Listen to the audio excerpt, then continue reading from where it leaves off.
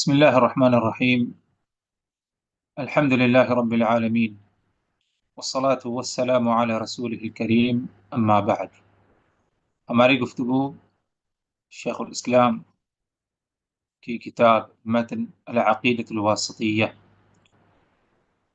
اس پر ہماری گفتگو جاری ہے، اور بات پہنچی تھی پچھلی ملاقات میں اس مسئلے پر کہ اللہ تبارک و تعالی کے صفات میں سے صفت علو ہے، یعنی علو سے مراد اللہ کی ذات اعلی ہے، اوپر رہتی ہے ذات علو. اور اس سلسلے میں کئی احادیث آپ حضرات کے سامنے کیا رکھی جا چکی ہیں. اسی مسئلے سے متعلق چند احادیث رہ جاتی ہیں جن کا ذکر آج کی اس ملاقات میں آپ حضرات کے سامنے کیا ہے کیا جائے گا.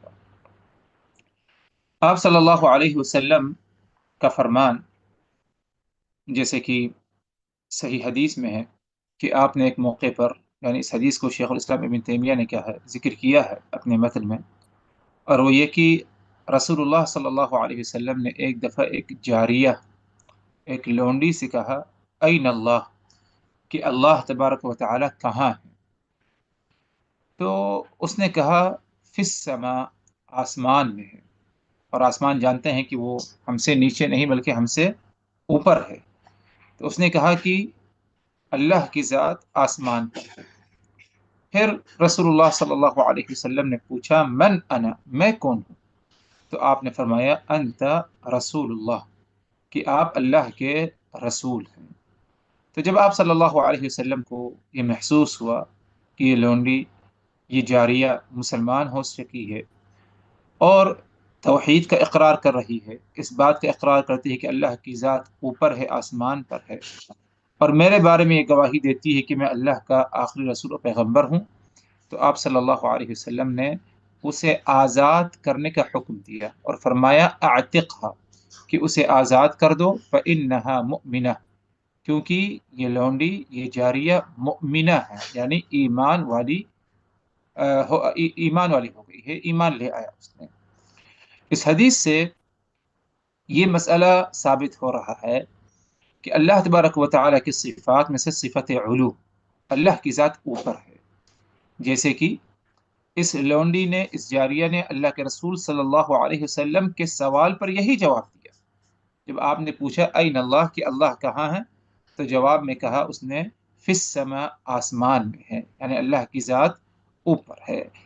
تو یہ عقیدہ ہے جو کہ ہر ایمان والے کے اندر پایا جانا چاہیے کہ اللہ تبارک و تعالی کی ذات اوپر آسمان میں ہے. اور اگر کوئی یہ بات کہے کہ اللہ آسمان میں نہیں، اگر آسمان پر ہے تو کیسے معلوم اللہ تبارک و تعالی کو، یعنی کیا کچھ ہو رہا ہے دنیا میں، لوگوں کے درمیان کتنی بڑی زمین ہے. تو اس طرح کے احتمالات، اس طرح کی سوچ اگر دیکھا جائے تو یہ انسان کے اندر شیطان کی طرف سے کیا ہے آتی ہے. شیطان اس طرح جو ہے لوگوں کو بھٹکانا چاہتا ہے، اللہ کے ساتھ گستاخی کرانا چاہتا ہے. ہمیں فوری طور پر اعوذ باللہ پڑھنا ہے اور اس قسم کے خیالات سے اپنے آپ کو کیا ہے دور کرنا ہے، اور پختہ طور پر ہمارے اندر یہ عقیدہ رہے کہ اللہ تبارک و تعالی کی ذات آسمان پر ہے، اوپر ہے. اب رہی بات اللہ کو کیسے ہر چیز کا علم ہے، تو یہ کوئی مشکل نہیں ہے. اگر ایک انسان کے اندر ایسا کرنا مشکل نہیں ہے ایک انسان کے حق میں، تو خالق من باب اولا ہے. یعنی اس کی مثال لے لیجئے، اگر ہم روڈ پر ہیں، زمین پر ہیں، تو ہمارے ارد گرد ایک دو چیزیں نظر آتی ہیں. آگے کیا ہے، دوسری بلڈنگ کے پیچھے کیا ہے، اس روڈ کے پیچھے کیا، اس گھر کے پیچھے کیا، ہمیں نہیں معلوم. لیکن اسی روڈ پر اگر کوئی بڑی بلڈنگ ہے، اس بلڈنگ پر اگر کوئی چڑھ جائے سب سے اعلیٰ درجے پر، 19 مالے کی، 20 مالے کی ہے مثلا، تو اس سے آدھا شہر اسے کیا ہے نظر آنے لگتا ہے. تو مخلوق کے لیے یہ مشکل نہیں کہ اگر وہ اوپر ہے تو اس کا علم زیادہ، اسے معلومات زیادہ، اسے نظر زیادہ آتا ہے. تو ظاہر سی بات ہے کہ خالق من باب اولا ہے. یہ اللہ کی مثال بیان کرنا مقصد نہیں، والعیاذ باللہ، لیکن بتانا یہ مقصد ہے کہ اگر مخلوق کے لیے یہ مشکل نہیں تو خالق کے لیے کیا ہے، کیسا مشکل ہو سکتا ہے. اللہ تبارک و تعالیٰ کی ذات کی مثال کیا ہے، نہیں بیان کی جا سکتی. تو یہ حدیث تھی کہ آپ صلی اللہ علیہ وسلم نے پوچھا کہ این اللہ، اللہ کہاں ہے؟ تو اس نے جواب دیا فی السماء، کہ اللہ تبارک و تعالی کی ذات اوپر آسمان میں ہے۔ اسی طرح ایک حدیث جس میں اللہ تبارک و تعالی کی معیت کا ثبوت مل رہا ہے، پچھلی جو حدیث گزری اس میں صفت علو کا ذکر کہ اللہ کی ذات اوپر ہے، آسمان میں ہے۔ اللہ کی ایک دوسری صفت یہ ہے کہ صفت معیت، معیت ساتھ، اللہ ہمیشہ ہمارے ساتھ ہے، اللہ ہمیشہ ہمارے ساتھ ہے۔ اس سلسلے میں اگر دیکھا جائے تو رسول اللہ صلی اللہ علیہ وسلم سے مروی یہ حدیث شیخ الاسلام ابن تیمیہ رحمہ اللہ نے نقل کی ہے ادھر، وہ یہ کہ آپ صلی اللہ علیہ وسلم نے فرمایا کہ افضل الایمان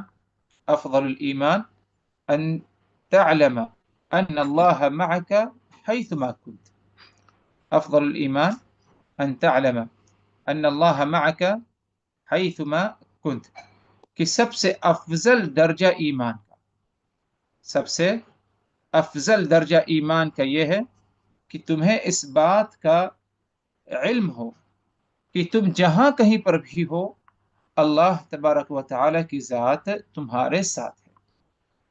یہ سب سے افضل ایمان، کیا فرمایا آپ صلی اللہ علیہ وسلم نے؟ افضل الایمان ان تعلم ان اللہ معك حيثما كنت، کہ سب سے افضل، سب سے اعلیٰ درجے کا ایمان یہ ہے کہ تمہیں اس بات کا علم ہو کہ اللہ تبارک و تعالی کی ذات ہر جگہ موجود ہے، اور جہاں کہیں پر بھی تم ہو تمہارے ساتھ کیا ہے؟ اللہ تبارک و تعالی ہے۔ تو یہ صفت معیت ہے، لیکن اس کا مطلب یہ نہیں کہ انسان کسی طریقے سے اللہ تبارک و تعالی کے معیت سے کیا ہے؟ دور ہو سکتا ہے، کنارے ہو سکتا ہے، ناممکن ہے چیز۔ جہاں کہیں بھی انسان ہے اللہ تبارک و تعالی کی ذات اس کے ساتھ کیا ہے؟ موجود ہے۔ یہاں تک کہ اگر انسان کسی بند کمرے میں اکیلے ہو، اندھیرا ہے کمرے میں، کوئی لائٹ کوئی روشنی نہیں، تو ایسی حالت میں بھی ہمیں یہ سوچنا چاہیے اور یہ فکر اور یہ سوچ ہمارے اندر پائی جائے، یہ عقیدہ پایا جائے کہ ایسی حالت میں بھی اللہ تبارک و تعالی کی ذات کی معیت ہمیں حاصل ہے، اللہ ہمارے ساتھ موجود ہے۔ آگے بڑھتے ہیں، ایک اور حدیث شیخ الاسلام ابن تیمیہ رحمہ اللہ نے ادھر نقل کی ہے جو کہ متفق علیہ روایت ہے، صحیح بخاری اور مسلم کی ہے۔ اس حدیث میں اللہ تبارک و تعالی نمازی کے سامنے ہے، اس حدیث میں اللہ تبارک و تعالی نمازی کے سامنے ہے، اس کی طرف کیا ہے؟ اشارہ ہے۔ رسول اللہ صلی اللہ علیہ وسلم نے فرمایا اذا قام احدکم الى الصلاة، تم میں سے اگر کوئی نماز کے لیے کھڑے ہو، تم میں سے اگر کوئی نماز کے لیے کھڑے ہو، فلا يبصقن قبل وجهه، اسے چاہیے کہ اپنے سامنے تھوکے نہ۔ بس اوقات ہوتا ہے کہ انسان نماز میں ہے، منہ میں کھانے پینے کا کچھ تنکا آ گیا، تو لاشعوری میں یا اس سے چھٹکارا حاصل کرنے کے لیے انسان اسے باہر نکال دیتا ہے، تھوک دیتا ہے۔ ویسے تو کوشش کرے کہ نہ تھوکے، اپنے ہاتھ میں لے لے ٹیشو پیپر یا کچھ چیز، رومال نکال کے اس سے صاف کر لے، لیکن اگر اس نے اسے نکالنا ہی ہے کیونکہ وہ نماز میں ڈسٹرب کر رہا ہے خشوع خضوع میں، تو ایسی حالت میں رسول اللہ صلی اللہ علیہ وسلم کا فرمان فلا يبصقن قبل وجهه، تو قبلہ رخ، جس طرف رخ کر کے وہ نماز پڑھ رہا ہے سامنے کی طرف کیا ہے؟ نہ تھوکے، ولا عن یمینہ، اور اسی طرح اپنے یمین کے جانب یعنی اپنے دائیں جانب نہ تھوکے، رائٹ یعنی دائیں یعنی رائٹ۔ آگے فرمایا آپ نے اس کی وجہ بیان کی کہ کیوں نہ تھوکے سامنے کی طرف یا دائیں کی طرف، فإن اللہ قبل وجہہ، کیونکہ سامنے کی طرف اللہ تبارک و تعالی کی ذات ہے، اللہ کی معیت سامنے کی طرف ہے۔ ولیکن عن یسارہ او تحت قدمہ، اگر اسے تھکنا ہی ہے نماز میں تو اسے چاہیے کہ اپنے بائیں جانب یعنی لیفٹ طرف جو ہے تھک دے، اسے نکال دے، یا نیچے کی طرف اپنے قدموں سے اسے کیا ہے کچل دے۔ تو اس حدیث سے کئی مسائل ثابت ہو رہے ہیں۔ پہلا مسئلہ تو یہ ہے کہ نماز کے دوران اگر منہ میں کوئی تنکا آ جائے، کوئی ایسی چیز آ جائے جس سے انسان کی نماز میں خلل پڑ رہا ہے، تو ایسی حالت میں وہ اسے تھوک سکتا ہے۔ اگر تھوکنا ممکن نہیں بلکہ ناممکن ہے شاید آج، کیونکہ آج کل کارپیٹ رہتی ہے یا نیچے یعنی پکی فرش ہوتی ہے، ٹائلس وغیرہ لگی ہوتی ہے، اور نہ پچھلے زمانوں میں نماز جب نمازی پڑھتے تھے تو کچی زمین پر پڑھتے تھے، کنکریٹ ہے، مٹی ہے، اسی پر نماز پڑھ لیا کرتے تھے، چٹائی تک نہیں ہوا کرتی تھی، بڑی مشکل سے ملتی تھی۔ تو اگر اس طرح کا معاملہ ہے تو انسان تھوکنا چاہے تھوک سکتا ہے، ورنہ اگر کہیں پر کارپیٹ ہے یا کہیں پر پکی فرش ہے تو ایسی حالت میں غیر مناسب لگتا ہے کہ انسان کیا ہے تھوکے، بلکہ اسے اپنے ہاتھ میں لے لے یا جیب سے رومال نکال کے اس میں کیا ہے صاف کر لے یا اسے کیا ہے ہٹا لے۔ بہرکیف اگر اسے تھوکنا پڑ گیا اور اس کے علاوہ کوئی اور چارہ نہیں، کوئی اور طریقہ نہیں اس سے بچنے کے لیے، تو نہ تو سامنے کی طرف تھوکے اور نہ تو اپنے یمین رائٹ جانب بھی کیا ہے نہ تھوکے، بلکہ اگر وہ اسے تھوکنا چاہتا ہے تو اپنے لیفٹ پر یعنی لیفٹ جانب بائیں جانب تھوکے یا اپنے قدموں کی طرف تھوکے، تاکہ قدم سے کیا ہے اسے کچلا جا سکتا ہے۔ یہ ایک مسئلہ تو ثابت ہو رہا ہے۔ دوسرا مسئلہ یہ ثابت ہو رہا ہے کہ اللہ تبارک و تعالی نمازی کے ساتھ ہے۔ اللہ تبارک و تعالی نمازی کے ساتھ ہے، اور جب نمازی نماز پڑھتا ہے تو گویا کہ وہ اللہ تبارک و تعالی کے ساتھ مناجات کر رہا ہے۔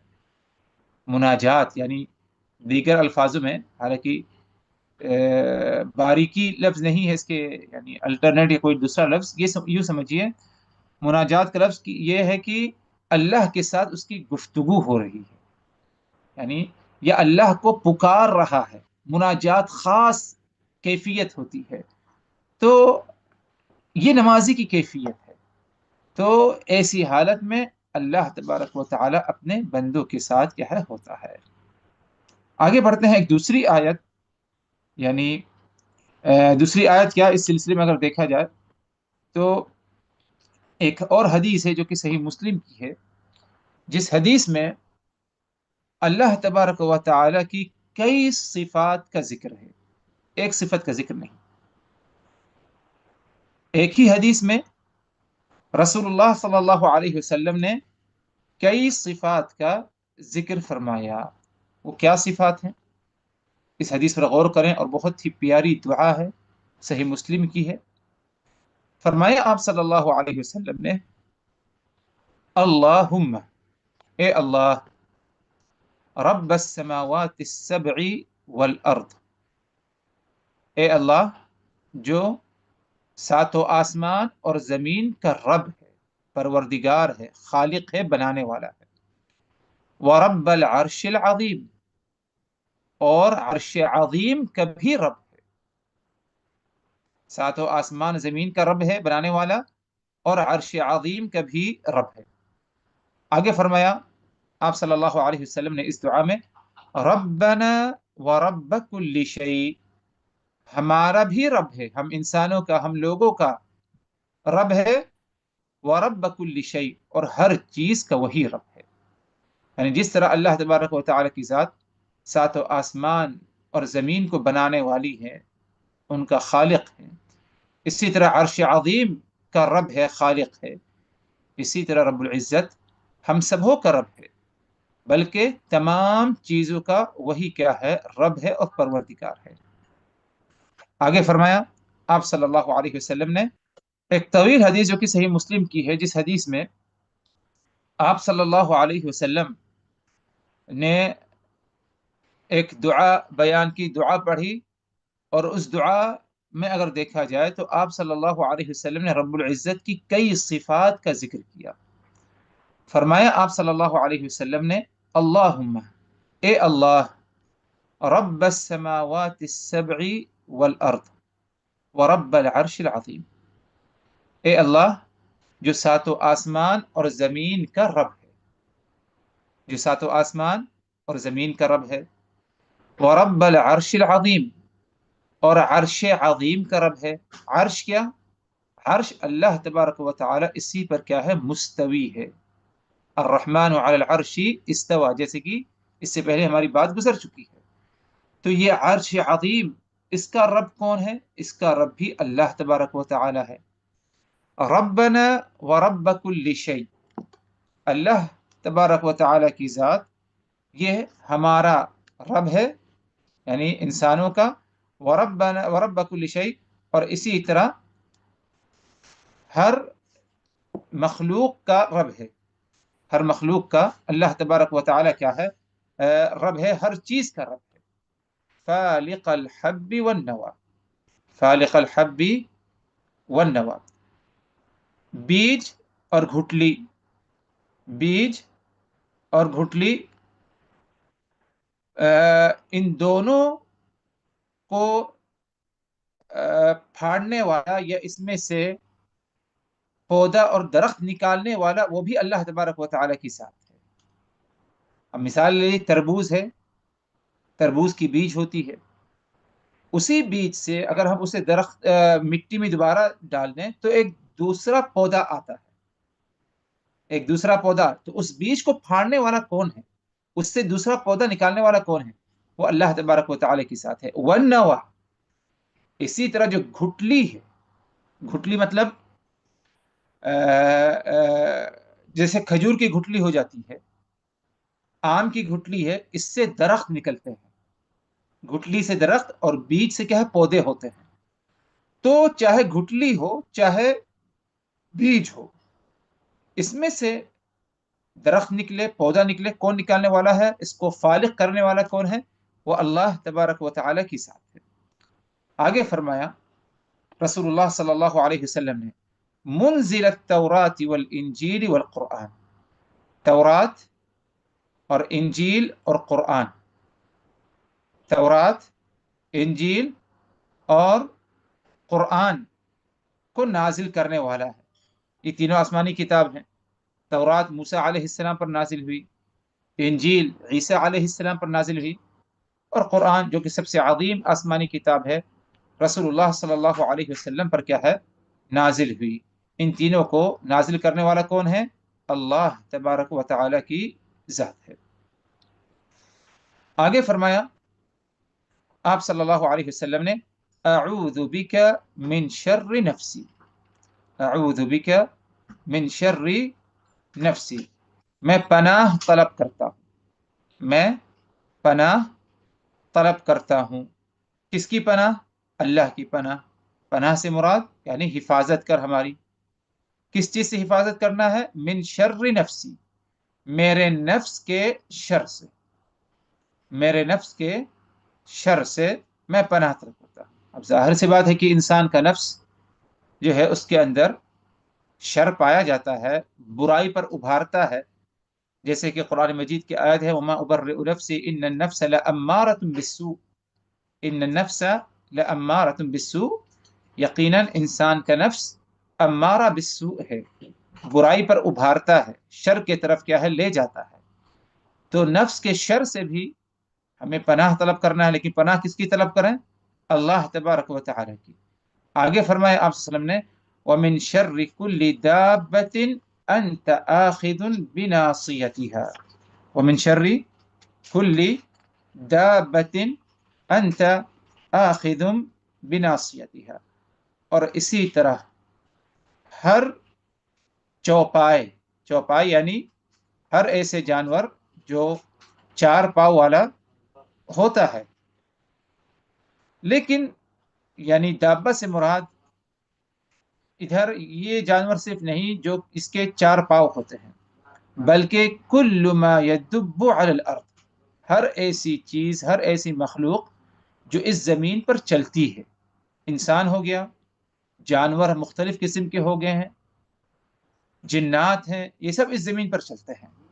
تو جب رسول اللہ صلی اللہ علیہ وسلم فرماتے ہیں کہ وَمِن شَرِّ كُلِّ دَابَّةٍ أَنْتَ آخِذٌ بِنَاصِيَتِهَا، میں ہر دابہ، ہر جاندار کے شر سے میں تیری پناہ طلب کرتا ہوں، جس جاندار کی پیشانی کو تو نے پکڑ رکھا ہے۔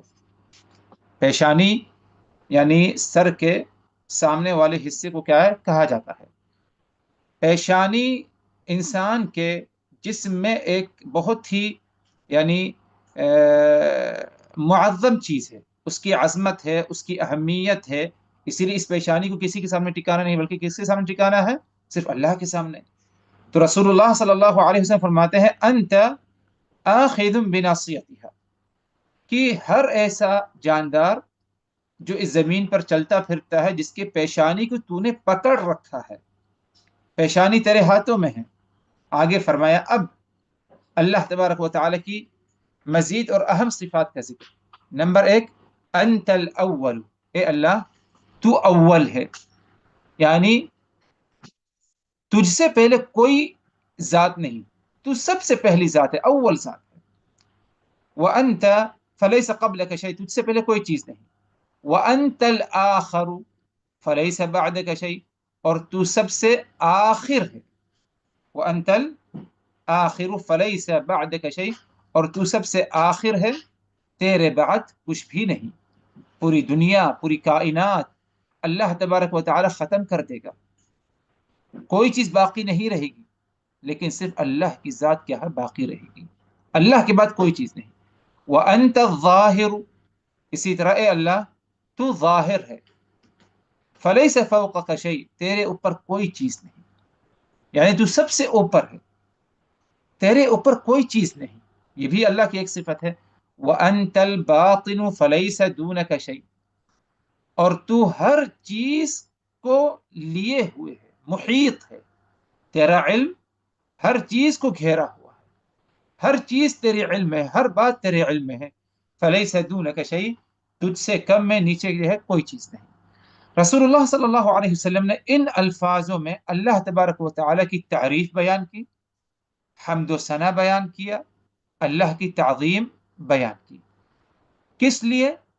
اس کا جواب آگے ہے، یعنی تمہید، یہ صفات اللہ تعالیٰ کی بیان کی گئی، تعریف بیان کی گئی اللہ سے دعا کرنے کے لیے۔ کیا دعا، کیا طلب کرنا ہے؟ فرمایا آپ صلی اللہ علیہ وسلم نے اقض عنی الدین واغننی من الفقر، اقضی عنی الدین واغننی من الفقر، اے اللہ میرے اوپر جو قرض ہے تو اسے ادا کر دے، واغننی من الفقر، اور اسی طرح فقر و فاقہ، تنگی سے تو مجھے کیا ہے محفوظ رکھ۔ تو قرض کی ادائیگی، کیونکہ جانتے ہیں اگر انسان پر قرض ہے تو قرض ایک بوجھ، خاص طور پر اگر انسان نے اچھی نیت سے قرض لیا ہو، اس نیت سے کہ ہاں ہمیں اسے ادا کرنا ہے، تو ایسا انسان کو برابر فکر رہتی ہے کہ جتنا جلدی ہو قرض کو کیا ہے میں ادا کر دوں۔ ورنہ اگر انسان کے اندر اللہ کا ڈر، خوف نہیں، جیسے کہ بعض حضرات کی طرف سے یہ بات سنتے ہیں کہ لے لیتے ہیں، وعدہ کر دیتے ہیں اور سامنے والا دے بھی دیتا ہے، لیکن جب لوٹانے کی بات آتی ہے تو حسب وعدہ لوٹاتا نہیں، سالوں گزر جاتے ہیں، اس امید میں رہتا ہے کہ سامنے والا شاید بھول جائے، درگزر کا معاملہ کر دے، معاف کر دے، حالانکہ اس کی دنیا کی گاڑی، اس کے معاملات، لین دین کے، کھانے پینے کے، گھریلو عیش و عشرت سب چل رہے ہیں اس کے۔ لیکن جب صاحب حق اپنا حق مانتا ہے، قرض مانتا ہے، تو اس موقع پر کیا ہے وہ 10 قسم کے بہانے کرے یا چھپ چھپا کر کیا ہے اپنے آپ کو کیا ہے رکھتا ہے۔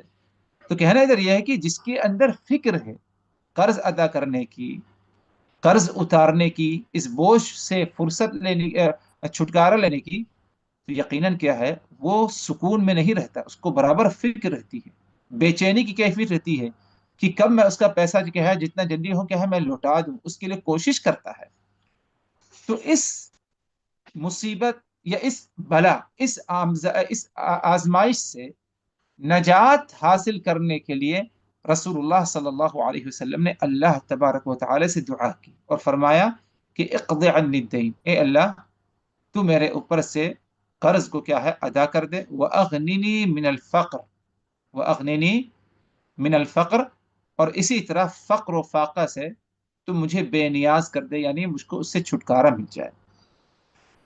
اس حدیث میں اگرچہ رسول اللہ صلی اللہ علیہ وسلم نے اللہ تبارک و تعالی سے قرض کی ادائیگی اور فقر و فاقہ سے بچنے کی مدد طلب کی، لیکن ڈائریکٹ ایسے مدد طلب نہیں کی، بلکہ اس اہم دعا کے لیے آپ صلی اللہ علیہ وسلم نے رب العزت سے تمہید باندھی، اور تمہید کیا؟ اللہ تبارک و تعالی کی تعریف بیان کی، اللہ کی عمدہ جو صفات ہیں ان کا کیا ہے ذکر کیا۔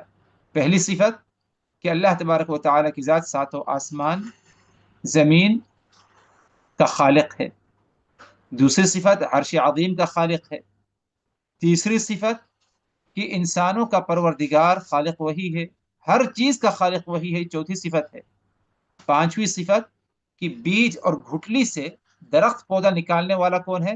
وہ بھی اللہ کی ذات ہے، یہ بھی ایک صفت ہے اللہ کی۔ تورات و انجیل قرآن کو نازل کرنے والا کون؟ اللہ تبارک و تعالی کی ذات ہے۔ پناہ دینے والا کون شر سے؟ وہ بھی اللہ تبارک و تعالی کی ذات ہے۔ اور اسی طرح ہر شر سے بچانے والا کون؟ وہ بھی اللہ تبارک و تعالی کی ذات ہے۔ اس کائنات میں سب سے پہلے کون سی ذات ہے؟ وہ اللہ کی ذات ہے، اللہ سے پہلے کوئی ذات نہیں۔ اور اس کائنات میں سب سے اخیر کون سی ذات ہے جس کے بعد کوئی بھی نہیں ہے؟ وہ اللہ تبارک و تعالی کی ذات ہے۔ اللہ کی ذات ظاہر ہے، اوپر ہے، اللہ کی ذات کیا ہے؟ باطن ہے۔ تو گویا کہ اللہ تبارک و تعالی کی 12 صفات کا، کتنی صفت؟ 12 صفات کا ذکر رسول اللہ صلی اللہ علیہ وسلم نے اس حدیث میں کیا۔ اب جا کر کے مختصر الفاظ میں آپ صلی اللہ علیہ وسلم نے اللہ تبارک و تعالی سے کیا ہے؟ دعا کی۔ اس میں ہمارے لیے ایک اہم سبق یہ ہے کہ ہم جب کبھی اللہ تبارک و تعالی سے دعا کریں تو جتنا زیادہ ہم تمہیدی کلمات بیان کریں، اللہ کے حق میں تعریف بیان کریں، اتنا ہی زیادہ اس دعا کی قبولیت کی کیا ہے؟ امید پائی جاتی ہے۔ یہ نہیں کہ انسان ڈائریکٹ کہہ دے کہ اللہ تعالیٰ میرے اوپر سے قرض ادا کر دے، کر سکتے ہیں، کوئی حرج نہیں، لیکن زیادہ بہتر، زیادہ ادب اس میں پایا جاتا ہے کہ ہم ڈائریکٹ اللہ تبارک و تعالی سے کچھ سوال کرنے کے بجائے پہلے اللہ کی حمد و ثنا اور تعریف بیان کریں۔ اسی لیے قرآن مجید کا جو آغاز ہوا وہ کس سے ہوا؟ اللہ نے حکم نہیں دیا کسی عمل کا، بلکہ قرآن مجید کا جو آغاز ہے وہ سورہ الفاتحہ، اور سورہ الفاتحہ کی جو پہلی آیت کریمہ ہے اس میں اللہ کی حمد و ثنا، تعریف ہے۔ اسی لیے دوسری آیت میں الرحمن الرحیم مالک یوم الدین۔ اب اس کے بعد اگر دیکھا جائے تو اللہ تبارک و تعالی سے انسان کیا ہے؟ سوال کرتا ہے، اور اللہ تبارک و تعالی سے کیا ہے؟ مانگتا ہے۔ تو یہی معاملہ اور یہی سبق ہمیں اس حدیث سے بھی ملتا ہے کہ جب کبھی ہم اللہ تبارک و تعالی سے دعا کریں تو اس موقع پر ہم اللہ کی تعریف بیان کریں، جتنی تعریف کریں اتنا بہتر ہے، جسے رسول اللہ صلی اللہ علیہ وسلم اس حدیث میں کیا ہے۔ تعریف سے فارغ ہونے کے بعد، حمد و ثنا سے فارغ ہونے کے بعد، ہم اللہ تبارک و تعالی سے اپنے حق میں کیا ہے؟ دعا کریں۔ یہ جو ہے مسنون طریقہ دعا کا ہے، اور جیسے کہ بات گزری کہ اس حدیث میں کئی صفات کا رسول اللہ صلی اللہ علیہ وسلم نے کیا ہے؟ ذکر فرمایا ہے۔ اور ان صفات سے متعلق اگر دیکھا جائے تو ان صفات کا معاملہ یہی ہے کہ یہ صفات پر اسی طرح ہم ایمان رکھیں جس طرح ایمان لانے کا اللہ تبارک و تعالی پر حق ہے۔ اس کی کوئی مثال بیان نہیں کر سکتے، اور اسی طرح اس کی کوئی تشبیہ ہم بیان نہیں کر سکتے، اسی طرح ہے جس طرح اللہ تبارک و تعالی کے لائق ہیں۔